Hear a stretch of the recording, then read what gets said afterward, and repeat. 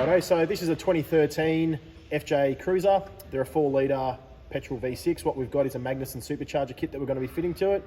So sort of got a bit of a head start, just got the air intake off it and about to pull the throttle body off. Very detailed instruction booklet. It's been on the dyno, it's had a before run just to get an idea of where it is as far as power, torque, AFRs, etc. go, which is what we do with all projects.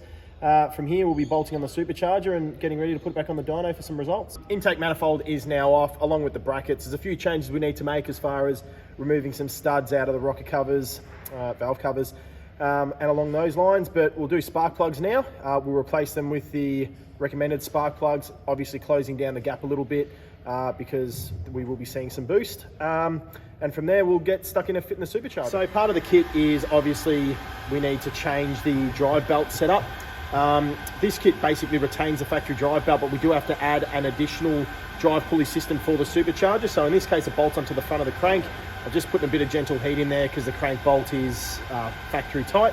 A bit of gentle heat helps loosen it off and expand it, and I'll get that off with the rattle gun and we'll get this auxiliary belt system on. Okay, so I've installed the bracket for the supercharger pulley system. It bolts basically up in place of some of the other pulleys and against the passenger side cylinder head. I've also put on the extra pulley at the front of the crank in order to drive the supercharger belt. We're up to the point now where I've split the supercharger, which means I've separated the top part of the supercharger, which has got the cooler brick on it, from the bottom part, or the intake, which will bolt directly onto the factory intake. From there, we'll refit the top of the supercharger and we're getting close. Okay, so like I previously mentioned, I've split the supercharger. Basically what that means is I've removed the lid, and the lid is where the heat exchanger brick is mounted. What's left is the main body of the supercharger itself. Of course, that's what creates the compression, the compressed air, and in turn the boost. This is mounted directly onto the factory intake manifold. Once the bolts are torqued down, from there I'll refit the lid. Once the lid's on, we've essentially assembled the supercharger on the vehicle. Okay, so as you can see, the supercharger is on the vehicle and assembled, meaning the lid is on. It's all bolted and torqued down. This particular FJ was already fitted with an air raid intake system. Unfortunately, the way that that system's set up, a couple of the barbs hit where the supercharger now sits. So what I've done is I've done a few small modifications to the intake pipe by filling in some holes and making allocations to new barbs so that we can run the same vacuum breathers and things like that to the intake the way it should be. So once that's done, we'll start looking at doing the heat exchanger, which is the water radiator at the front as well as the reservoir, and then we're getting pretty close. I've mounted up the supercharger heat exchanger on the front of the car. That basically looks like a small radiator. It allows air to cool the water that's flowing through it before that water is then reintroduced into the supercharger to cool the charge air. It's all on. We'll run the hoses now from the supercharger to the heat exchanger, and then from the heat exchanger to the pump in the reservoir. Fitted the reservoir, that's basically where the supercharger coolant will be filled from. And I've got to fit the pump, obviously, to pump the water around the circuit. From here, we all piece it back together. Fan goes back in, fan shroud. The rest of the cooling system will go back together. I'll obviously fill the cooling system in both the radiator and the supercharger, pressure test it, make sure we're all looking good, and we're basically ready to fire it up.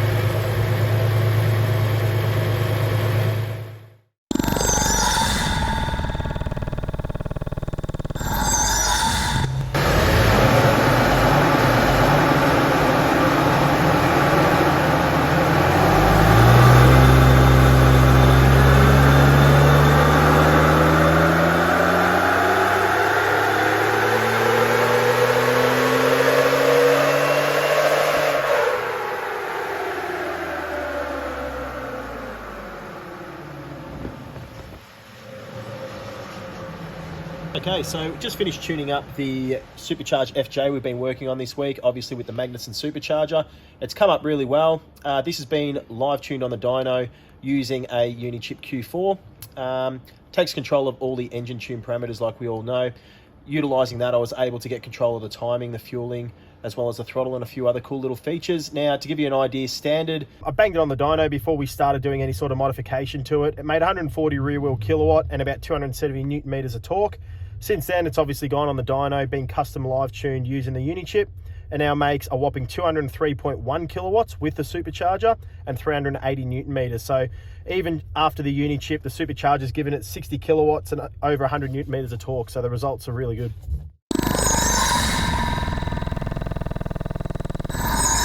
Right, so we finished the tuning up this FJ, obviously using the Unichip as I mentioned. Out on a road test now, so it plays a really big part when we do finish off any performance work or any work at all for that matter, whether it be servicing right through to something like this. Having done a pretty extensive road test prior to the modification, and then obviously now, it gives us a really good idea on the difference in feel of the car. And it doesn't necessarily just have to be about power and torque, it can be about the drivability with things like throttle sensitivity and, you know, whether it's still easy enough to drive or if it really just tries to take off from underneath you. In this case here, it feels great. Like, you've obviously got the cool sound of the supercharger having a whine. The throttle response is really good. Plenty of power and torque right across the rev range is what you could see on the dyno graphs. This FJ has got aftermarket diff gears. In fact, there's a lot of aftermarket parts on this, but it has got 35s as well as a fully fabricated 9-inch 4.5 diff gears as well, which does play an effect on the power output. I'm sure most of you have seen our other videos explaining this. So it does pull a bit of power and torque back on the dyno, but overall 200 kilowatts on 35s out of a supercharged FJ Land Cruiser is definitely nothing to sneeze about.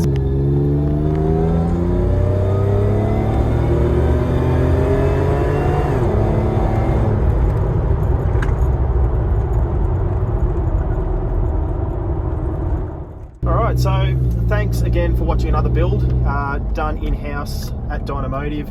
We enjoy putting these videos together to give you guys an idea of everything we can do and basically the limitless applications in regards to tuning with the Unichip. It's been a really good kit. Magnuson should be really stoked, and just like the owner will be. So thanks again for watching, and until the next one.